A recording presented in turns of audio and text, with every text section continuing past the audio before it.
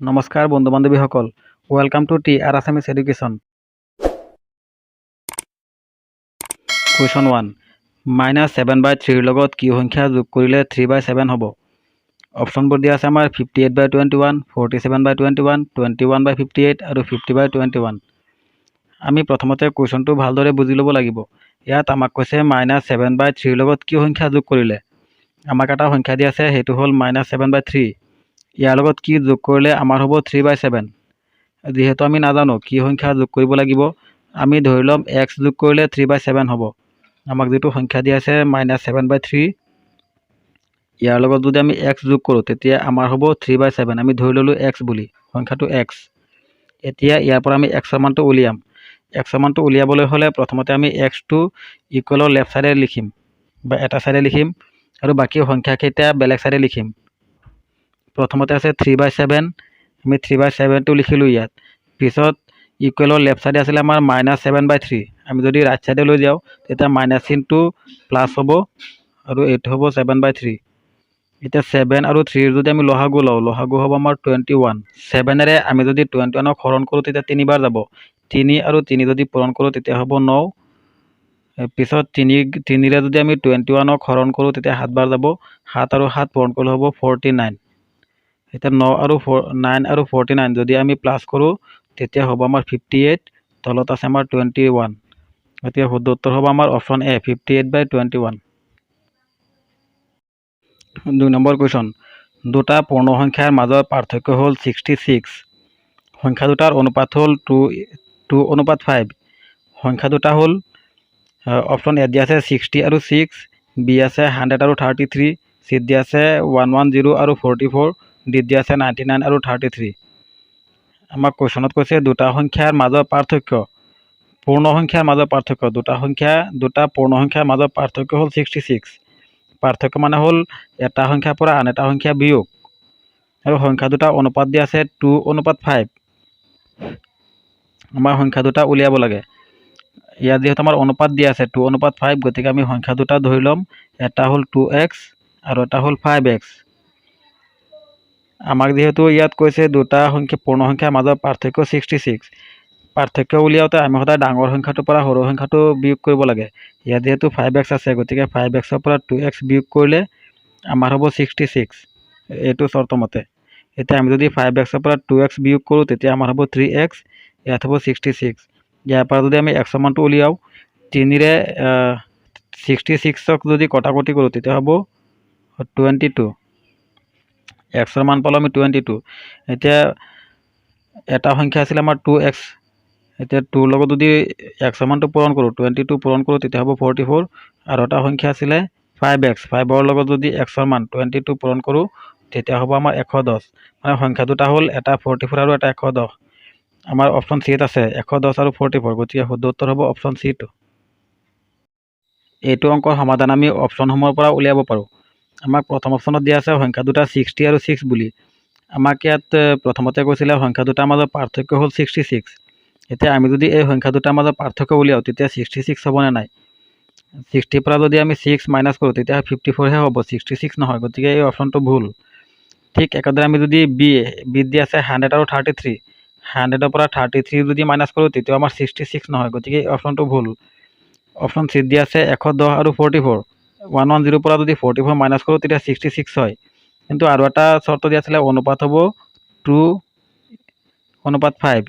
এতিয়া এই দুটা যদি আমি অনুপাত উলিয়াওঁ, আমাৰ 2:5 হ'বনে নাই? আমি যদি কটাকটি কৰোঁ, আমি 2ৰে কটাকটি কৰিলে হ'ব 22, ইয়াত হ'ব 55। আমি যদি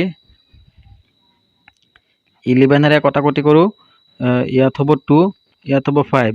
মানে 5 আৰু 2 পালোঁ আমি অনুপাত। আমাক দিয়া আছিলে 2 আৰু 5, 5 আৰু 2 একেই কথা। গতিকে এইটো অপশ্যন আমাৰ শুদ্ধ হ'ব। আমি যদি এইটো চাওঁ, 99 আৰু 33 মাইনাছ কৰিলে আমাৰ 66 হ'ব। কিন্তু 99 আৰু 33 যদি অনুপাত উলিয়াওঁ, আমি 11ৰে যদি ডিভাইড কৰোঁ তেতিয়া ইয়াত হ'ব 3, ইয়াত 11 হ'ব 9। আকৌ ইয়াত যদি আমি 3ৰে ডিভাইড কৰোঁ, 3 যাব একবাৰ, 3 9 যাব 3বাৰ। গতিকে অনুপাত পালোঁ আমি 3:1। গতিকে এই অপশ্যনটো ভুল। গতিকে এনেদৰেও আমি ইয়াৰ সমাধানবোৰ উলিয়াব পাৰোঁ। কুৱেশ্যন নম্বৰ 3, অনিমাই মনে মনে এটা সংখ্যা ভাবিলে আৰু সংখ্যাটোৰ পৰা 5/2 বিয়োগ কৰিলে।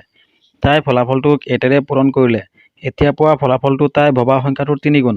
সংখ্যাটো কি? অপশ্যনবোৰ আছে 4, 2, 3, 0। ইয়াত আমাক কৈছে অনিমাই মনে মনে এটা সংখ্যা ভাবিলে। অনিমাই মনে মনে এটা সংখ্যা ভাবিলে আমি যিহেতু নাজানো অনিমাই কি সংখ্যা ভাবিলে, গতিকে আমি ধৰি ল'ম অনিমাই x সংখ্যাটো ভাবিলে মনে মনে আৰু সংখ্যাটোৰ পৰা 5/2 বিয়োগ কৰিলে। গতিকে xৰ পৰা তাই কি বিয়োগ কৰিলে? 5/2। তাই ফলাফলটোক 8ৰে পূৰণ কৰিলে। বিয়োগ কৰি তাই কি কৰিলে? এইটোক 8ৰে পূৰণ কৰিলে। ইয়াত পূৰণ কৰিলোঁ 8ৰে। এতিয়া পোৱা ফলাফলটো তাই ভবা সংখ্যাটোৰ 3 গুণ। 8ৰে পূৰণ কৰাৰ পিছত তাই যিটো ফলাফল পাব সেই সংখ্যাটো তাই যিটো মনে মনে সংখ্যা ভাবিছিল, অনিমাই যিটো সংখ্যা ভাবিছিল সেই সংখ্যাটোৰ 3 গুণ হ'ব। যিহেতু আমি ধৰি ল'লোঁ অনিমাই x সংখ্যাটো ভাবিছিল, গতিকে এতিয়া পোৱা ফলাফলটো হ'ব xৰ 3 গুণ। আমি ইয়াৰ পৰা এতিয়া xৰ মানটো উলিয়াব লাগিব। ইয়াত আছে 8।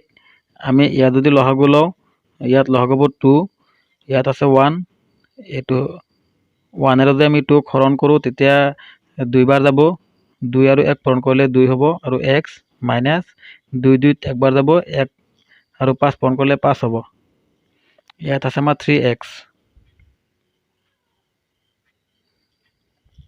এতিয়া আমি যদি 2ৰে 8ক কটাকটি কৰোঁ তেতিয়া ইয়াত হ'ব 4। ইয়াত হ'ব 4, 2x মাইনাছ 5। ইয়াত আছে আমাৰ 3x। এতিয়া আমি যদি পূৰণ কৰি দিওঁ, পূৰণ কৰিলে হ'ব 4 আৰু 2 পূৰণ কৰিলে 8x হ'ব। ইয়াত হ'ব 20। 4 আৰু 5 পূৰণ কৰিলে 20 হ'ব আৰু ইকুৱেলৰ ইয়াত আছে আমাৰ 3x। আমি যদি x কেইটা এটা ছাইডে লৈ আহোঁ, ইয়াত আছে প্লাছ 3x, ইকুৱেলৰ এইটো ছাইডে লৈ আহিলে হ'ব মাইনাছ 3x আৰু ইয়াত আছিলে 20। যদি আমি সিটো ছাইডে লৈ যাওঁ তেতিয়া হ'ব প্লাছ 20। এতিয়া 8ৰ পৰা 3 মাইনাছ কৰিলে হ'ব 5x। ইয়াত আছে আমাৰ 20। এতিয়া আমি যদি xৰ মানটো উলিয়াওঁ, 5ৰে 20ক যদি হৰণ কৰোঁ তেতিয়া হ'ব 4। xৰ মানটো আমি 4 পালোঁ, গতিকে শুদ্ধ উত্তৰ হ'ব অপশ্যন এ। অপশ্যন এত দিয়া আছে 4। Question number 4। যদি 75ৰ x% ইকুৱেল টু 12 হয় তেন্তে xৰ মান কিমান? অপশ্যনবোৰ দিয়া আছে 20, 18, 16, 26। ইয়াত কুৱেশ্যনত কৈছে আমাৰ 75ৰ x% ইকুৱেল হয় 12। মানে 75ৰ কিমান পাৰ্চেণ্ট 12 হয়, আমি সেইটোহে উলিয়াব লাগে আচলতে। এতিয়া আমাক দিয়া আছে 75ৰ x%। x% বুলি কওঁতে আমি x/100 ইকুৱেল টু দিয়া আছে আমাক 12। এতিয়া আমি যদি কটাকটি কৰোঁ, আমি 25ৰে কটাকটি কৰিলে 75ত যাব 3 বাৰ আৰু 100ত যাব 4 বাৰ। আমাৰ ওপৰত থাকিলে 3 আৰু x, তলত থাকিব 4 আৰু ইয়াত থাকিব 12। এতিয়া আমি যদি xৰ মানটো উলিয়াওঁ ইয়াৰ পৰা, তেতিয়া ইয়াত হ'ব 12 × 4। x ইকুৱেল টু হ'ব 12 × 4 ডিভাইডেড বাই 3। যিহেতু xৰ লগত 3 পূৰণ হৈ আছিলে, গতিকে ইয়াত কি হ'ব? হৰণ হৈ যাব। এতিয়া আমি যদি কটাকটি কৰোঁ, 3ৰে 12ক কটাকটি কৰিলে 4 বাৰ যাব। 4 আৰু 4 পূৰণ কৰিলে হ'ব 16, 16।